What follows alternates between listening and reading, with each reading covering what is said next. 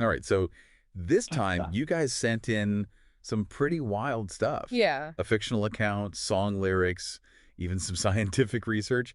And it's all about this pretty unusual event that's supposedly went down at a Taylor Swift concert up in Vancouver. Right. Apparently, a wardrobe malfunction led to, well, everyone taking their clothes off. Mass disrobing, yes. It's a fascinating hypothetical scenario as described in the song Gentle Delight and that first-person account that you sent. Okay. It really explores the intersection of empathy, social dynamics, and our relationship with clothing. So just to be clear, we're not talking about like a real news story here. Yeah, no. This is purely hypothetical. Yeah, a deep dive into a fictional world. Right. But one that, who knows, might reveal some surprising insights about human behavior. Yeah, definitely. Let's start with the incident itself. Okay. The song kind of paints this picture of a crystalline night, with the concert lights and all this. And then mid-song, a piece of Taylor Swift's costume comes undone. Right. But it's not portrayed as, a scandalous moment or anything. Right.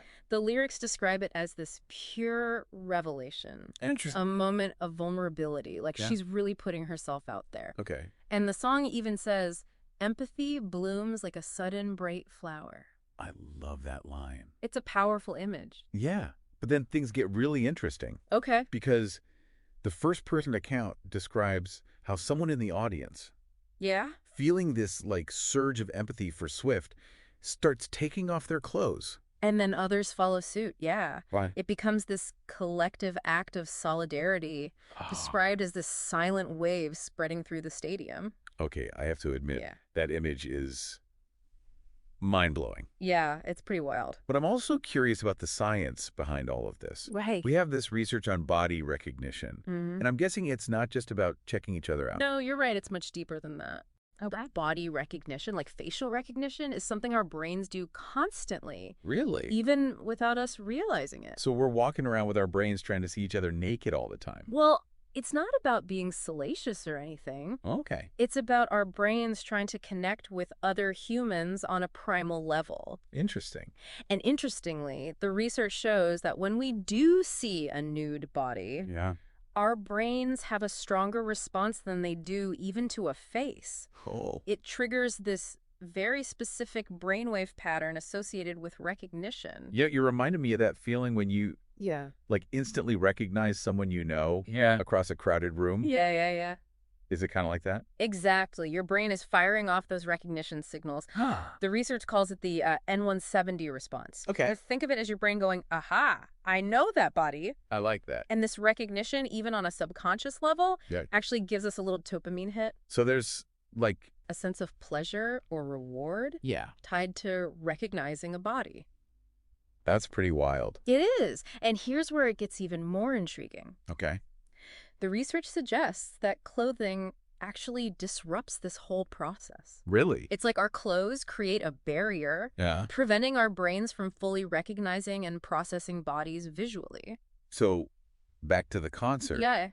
Are you saying that when everyone starts taking off their clothes, it removes that barrier and leads to this mass experience of unhindered body recognition? That's a very astute observation. Wow. And the research uses this interesting term to describe what might be happening in the brain during this process of quieting. Hold on. What does quieting mean in this context? That's okay. So is it like our brains are suddenly less overwhelmed by all the visual stimuli? It's more nuanced than that. Okay. It's not about a reduction in stimuli, but rather a shift in how our brains are processing those stimuli. It's like with clothing, our brains are constantly trying to filter and categorize to make sense of all the different shapes and fabrics and signals. But when those layers are removed, there's a sense of calm, a more direct, and perhaps even primal connection. I'm starting to see how this ties back to the atmosphere described in the first-person account. Right. That steady silence in the stadium, the feeling of magic. Yeah. Maybe it's this collective experience of quieting. Exactly. That's creating that sense of connection of shared humanity. And remember, we're talking about a dopamine hit associated with body recognition. So on top of this feeling of quieting, there's also this sense of pleasure, of reward happening on a subconscious level. Okay, so this is making me rethink some things. Yeah. It's more complex than I initially realized. Absolutely. So we have this incredible moment of collective empathy tied to a scientific process that's happening in everyone's brain. And then we have to consider the cultural implications. Right. The research even mentions how our language reflects a kind of taboo around nudity. Think about it. Yeah. There are barely any neutral terms for an unclothed body in English. You're right. We talk about being naked. Yeah. Which often has kind of negative connotations. Sure. We use nude, which... Right, which is more clinical, but still heavily laden with artistic or sexual associations. It's like we don't even have the vocabulary for a neutral discussion about the body.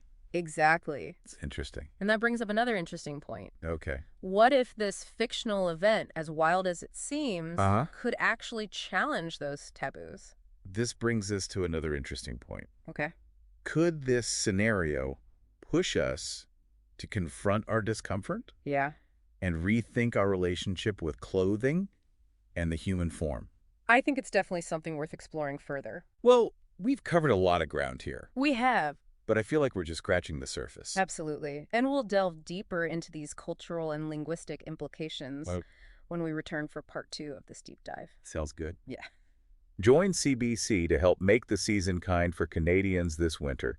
There were over 2 million monthly visitors to food banks in Canada in 2024, the highest number in history. This holiday season, CBC is asking for your help. Every act of kindness, $1, 1 can of food, or 1 hour of your time can make a difference to Canadians in need. Go to cbc.ca/kind. Back to the show. Welcome back. Before the break, we were talking about how this fictional Taylor Swift concert scenario might challenge our ideas about nudity. Right.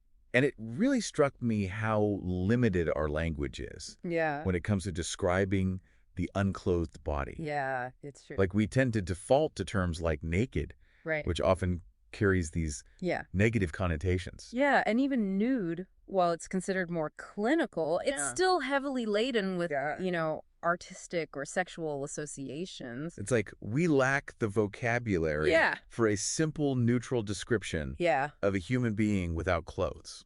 I think that speaks volumes about the cultural taboos surrounding the body. Really? It's as though we've developed this linguistic squeamishness around something that is inherently human. That makes me wonder if clothing has such a profound impact on how we talk about and perceive bodies. What does this say about our notions of beauty? That's an excellent question. Yeah. We're constantly bombarded with images and messages that define beauty based on very specific and often unrealistic standards. And clothing plays a huge role in reinforcing those standards.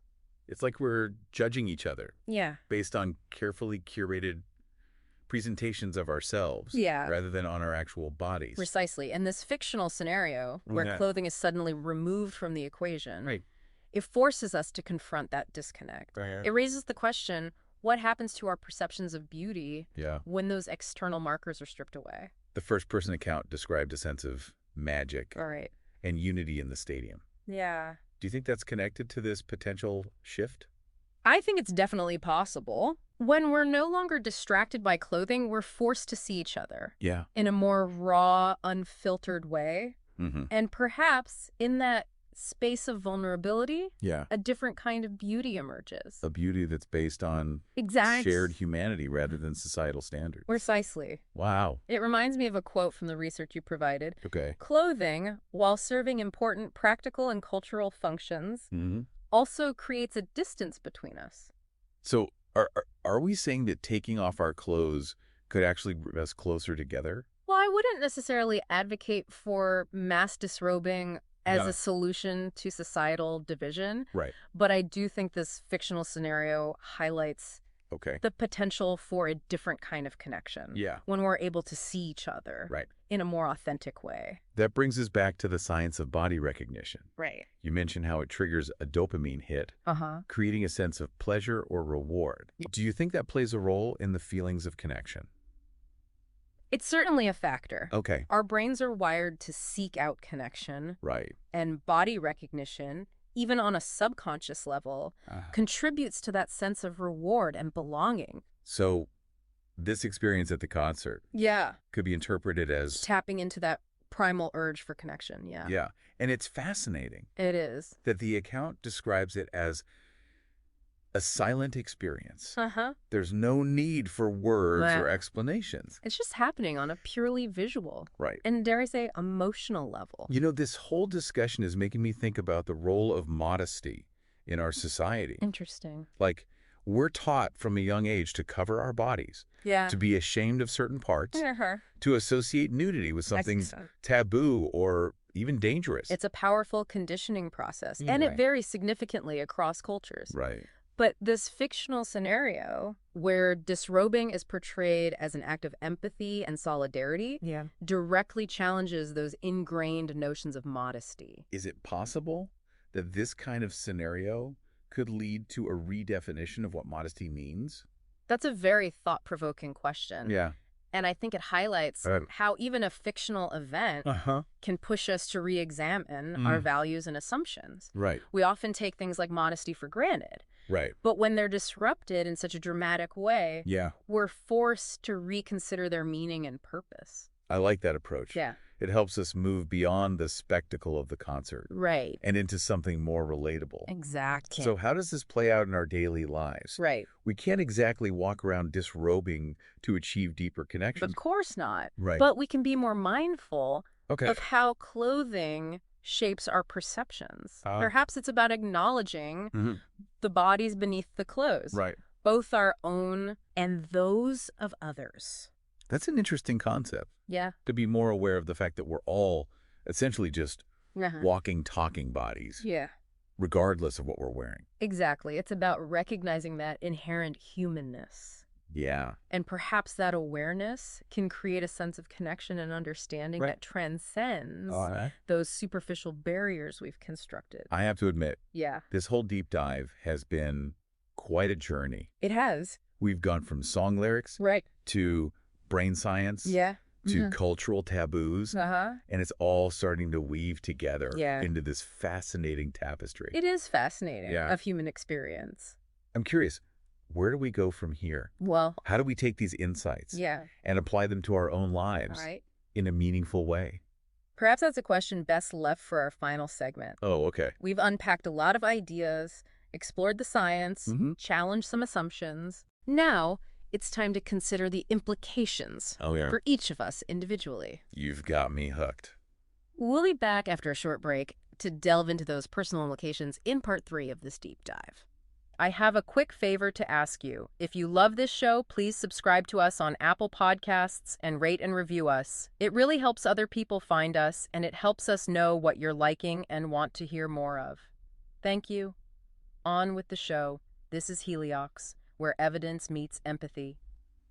So we're back for the final part of our deep dive. Yes. And you know, this whole conversation about body recognition, clothing, and human connection, it's really got me thinking. It's like we've been exploring this hidden world beneath the surface of our everyday interactions. Absolutely. It's amazing how a seemingly simple scenario, like a wardrobe malfunction at a concert, can unlock such profound insights. Exactly. So for this last part, let's try to bring it all home. Okay. We've covered the science, the cultural taboos, even the potential for a shift in societal norms. Yeah. But what does this all mean for us here and now? Right. What are the takeaways we can actually apply to our lives? That's the key question, isn't it? We can't exactly recreate this mass disrobing scenario in real life. And honestly, I'm not sure I'd want to. Yeah. It sounds a bit chaotic. Indeed. But what we can do is use this fictional event as a lens to examine our own assumptions and behaviors. I like that. Yeah. So instead of focusing on mass disrobing, maybe we can think about more subtle ways that clothing impacts our daily interactions. Absolutely. Think about the choices you make when you get dressed each morning. What are you trying to communicate through your clothing? You know, Now that you mention it, Yeah. I do put a lot of thought into what I wear. Right. Especially for like work or social events. It's like I'm curating a visual identity for myself. And that's perfectly normal. Okay. Clothing is a powerful tool for self-expression. But this deep dive has made me wonder if we sometimes get so caught up in those external signals that we lose sight of the human being underneath. It reminds me of what we were discussing earlier about clothing acting as a barrier to body recognition. Yes. The research suggested that clothing can disrupt our natural tendency to see and process bodies, which can lead to a sense of disconnect. So are we saying that we should all start wearing less clothing? Not necessarily. Oh, yeah. It's not about the amount of clothing, but rather about our awareness. Perhaps it's about being more mindful of the bodies beneath the clothes. Yeah. Both our own and those of others. I see what you mean. Yeah. It's easy to get caught up in the superficial aspects of clothing. Like the brands, the trends, the way it makes us look. Right. And in the process, we forget that there's a whole person. Yeah. With thoughts and feelings and experiences under there. Exactly. And that brings us back to the heart of this deep dive. Okay. The first-person account talked about the feeling of magic and connection that emerged in that stadium. Right. While we can't replicate those exact circumstances, we can look for ways to cultivate that same sense of empathy and understanding in our daily lives. So maybe it's not about disrobing, but about finding other ways to break down those barriers. Right. Could it be through genuine conversations, acts of kindness, or simply being more present and attentive to those around us? I think you hit the nail on the head. Wow. It's about recognizing the inherent worth and dignity of every individual. Regardless of what they're wearing or how they look. This deep dive has truly given me a lot to think about. Yeah, me too. It's amazing how a fictional scenario sparked by a song and a first-person account can lead to such profound insights. It speaks to the power of imagination to help us see the world in new ways. Well, I think we've reached the end of our journey. Yeah. But I have a feeling this conversation will continue long after we sign off. As it should. Yeah. The most impactful deep dives are the ones that stay with us. Right. Prompting us to keep exploring, questioning, and evolving. So as we wrap up, I want to leave you with this thought. Right. If this fictional scenario has sparked even a flicker of curiosity or discomfort within you, that's a good sign. It is. It means you're engaging with these complex ideas. Absolutely. And that's the first step towards a more thoughtful and nuanced understanding of ourselves and the world around us. I agree. Thanks for joining us on this deep dive. Yeah. Thanks, everyone. Until next time.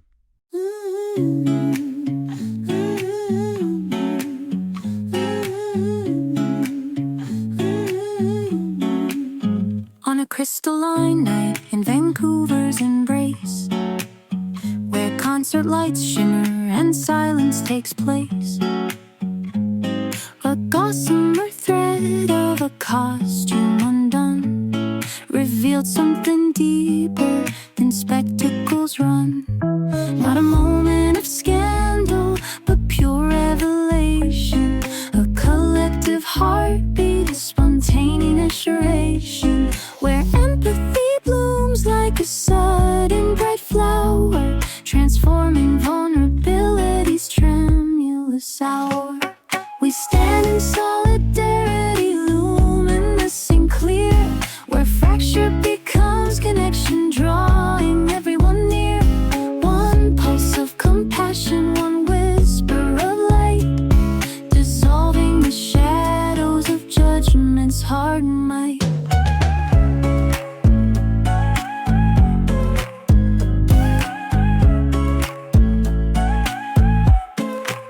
Friendship bracelets glimmering like talismans bright, weaving stories of kinship through that remarkable night.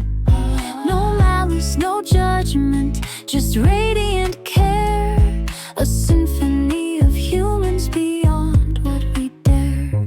Not a moment of scandal, but pure revelation, a collective heartbeat, a spontaneous narration, where empathy blooms like a transforming vulnerability's tremulous hour. We stand in solidarity, luminous and clear, where fracture becomes connection, drawing everyone near. One pulse of compassion, one wind whisper of light, dissolving the shadows of judgment's hard night. In the architecture of human emotion, where walls become bridges across every notion, we witness a language beyond words understood, a dialect of kindness, of profound gratitude.